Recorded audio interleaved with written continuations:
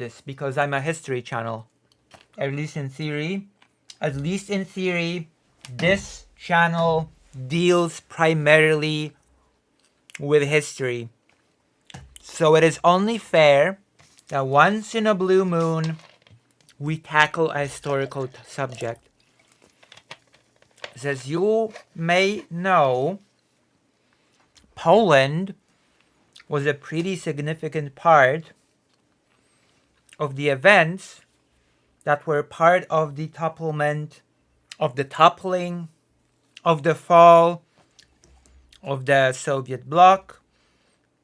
It was right in the middle of the events, the Solidarity movement, the so-called bloodless revolution that saw the negotiation at the so-called round table of the representatives of Solidarity and representatives of the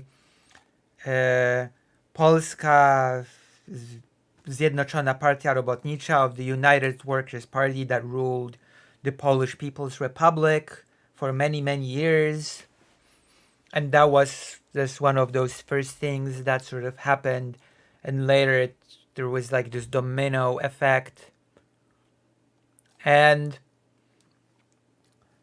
let's just say that the path to the bloodless revolution in Poland has not always been this bloodless. Let's just say that a lot of blood has been shed for Poland to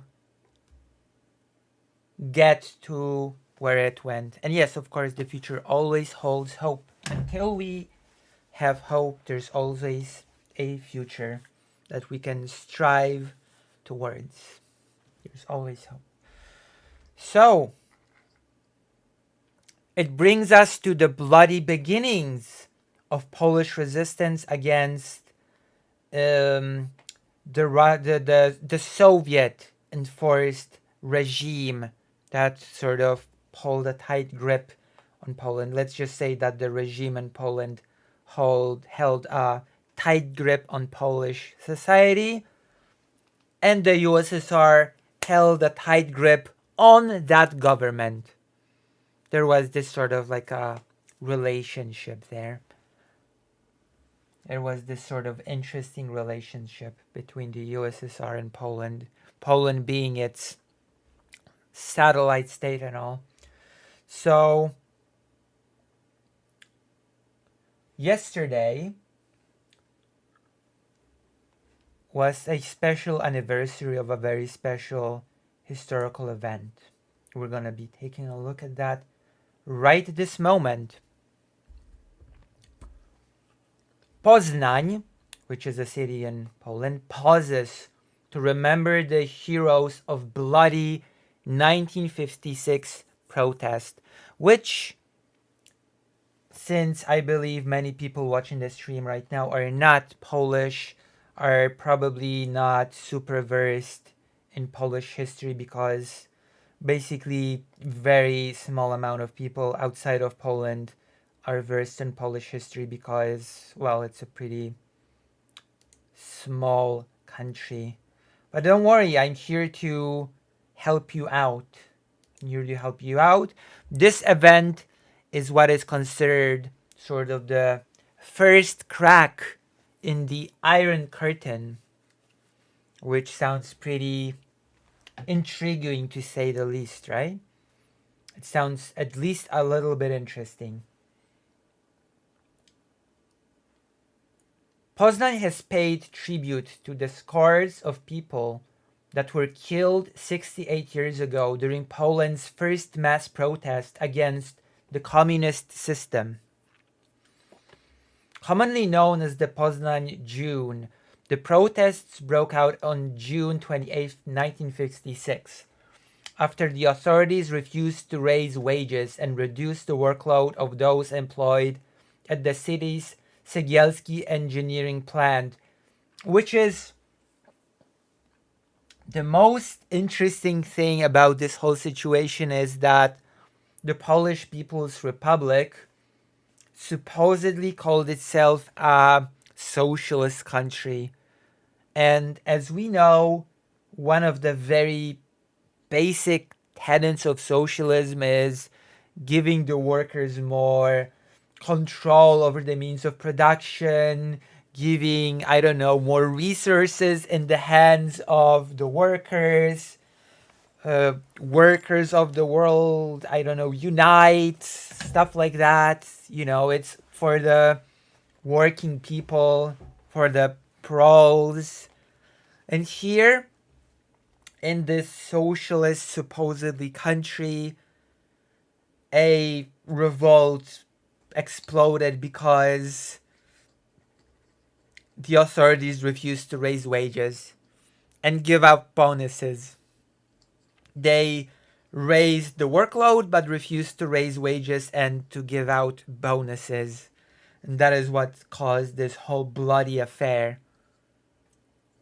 However, what started as a spontaneous industrial action soon swelled into something far bigger.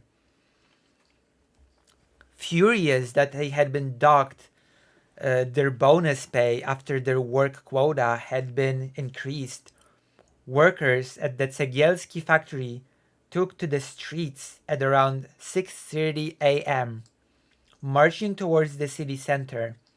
They were soon joined not just by other workers from neighboring factories, but also students, because students are very frequently sort of the people that go to protest against various injustices in society and abroad, and locals disillusioned with the government.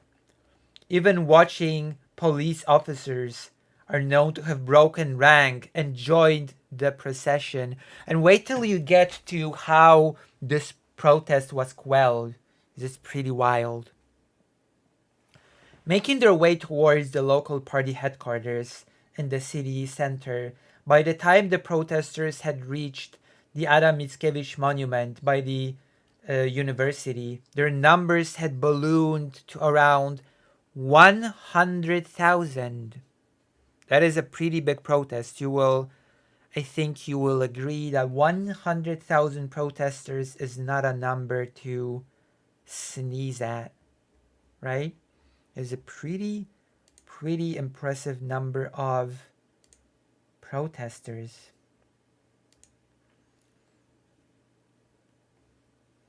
I see.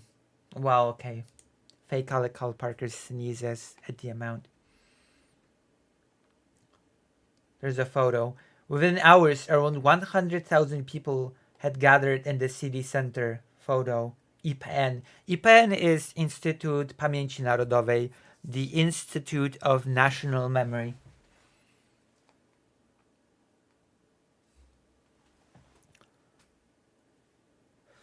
Voicing their grievances, the protesters called for wage increases and lower food prices. They also demanded Prime Minister Józef Cyrankiewicz visit to listen to them firsthand. Again, this is a country which political system was supposed to first and foremost cater to the workers. As the crowd grew, tensions rose. Soon, this ugly mood would tip into violence. Rumors that the negotiating delegation had been arrested lit the fuse, and by 11 a.m., the masses had stormed the prison. In the ensuing chaos, inmates were freed and the jail's armory ransacked. This is turning into a full-scale revolt. With the situation spiraling out of control, and of course, let's remember one thing. When the government of the Polish People's Republic government was considering their options on how to quell this sort of situation, you need to remember that there always was this fear at the back of their heads. If we screw this up, the USSR is coming in with the army.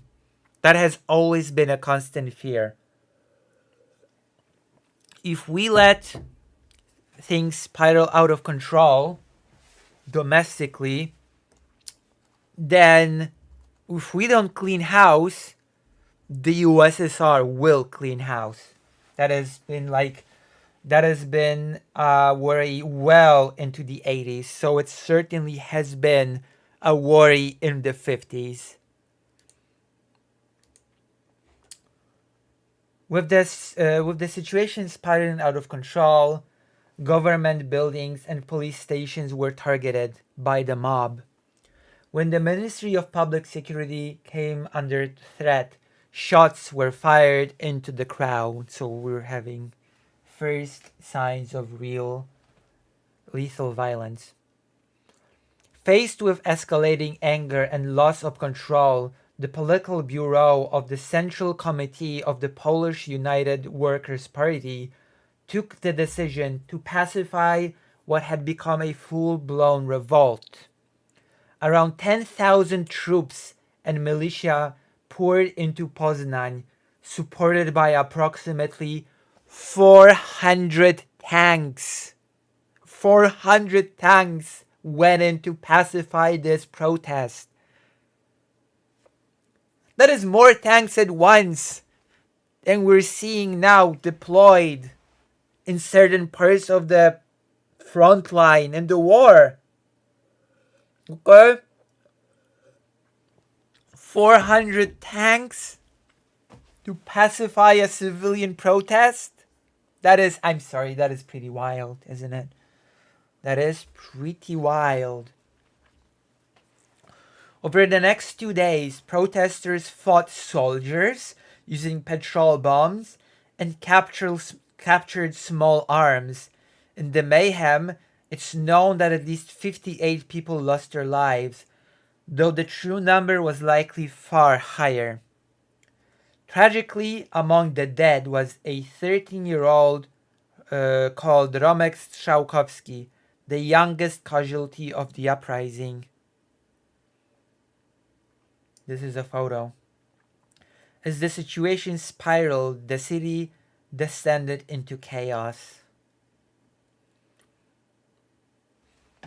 How many of the people in the chat has heard of this event, by the way?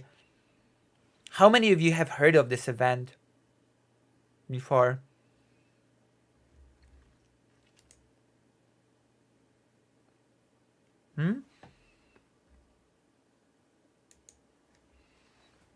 Brutally suppressed, order was restored on June 30th.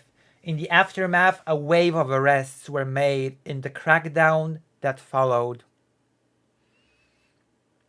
However, the protests had not been in vain. Stung by the size of the revolt, the government was forced to make a string of concessions. Moreover, the bloody events in Poznań expedited the country's de-Stalinization, paving the way for a more moderate leadership. Saliently, the Poznań June had also demonstrated the power and will of the people. Brief as the rebellion was, its impact on the country would be lasting. And it sort of was this thing, this sort of that, I mean, there's a continuation here that sort of continued, this sort of energy continued well into the Solidarity movement. And as we well know, the Solidarity movement ended up winning. So the impact on the country was indeed lasting. Awakening a culture of protest, many historians have since posited that it was in Poznań that the first cracks in the communist systems were exposed. Nothing would ever be the same. Speaking at a memorial ceremony yesterday in Poznań, Tomasz Siemoniak, the Minister of Internal Affairs, said, "This was the first act against the communist government. We are proud of what happened here. It gave the Polish people enormous strength. Strength from which the Solidarity movement later drew from." as I've said just a few minutes ago, and to which Saint John Paul II appealed, and to which we all appealed to when regaining our freedom in 1989. He added, I would like to express my deep gratitude to all the inhabitants of Poznań, who are the descendants of those great people who were the first to say no to the communist government. It was a very interesting piece of history, in my opinion. It's like the first protest that started that sort of like this little ball that was thrown, and and became this huge, unstoppable ball later. And it's really interesting that what started it all was a very bloody protest, very bloody revolt, which was quelled by soldiers, 400 tanks, at least 58 people dying. And what ended the whole thing was a bloodless revolution of solidarity sitting at the table with the government, and basically the government allowing a free election to happen.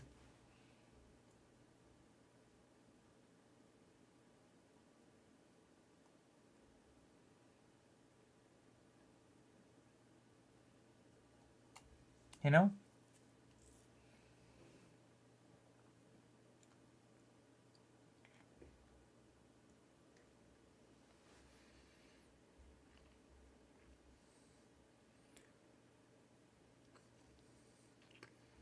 So yeah, I wanted to share this piece of history. And I hope it was a worthwhile endeavor. I hope we had fun. I hope this sort of taught us a valuable lesson that even if our revolt seems like it's not successful in the moment, it can create long lasting effect that in the end eventually turns into success. Right? Am I right? Or am I right? There are more interesting news. There are more interesting news for us.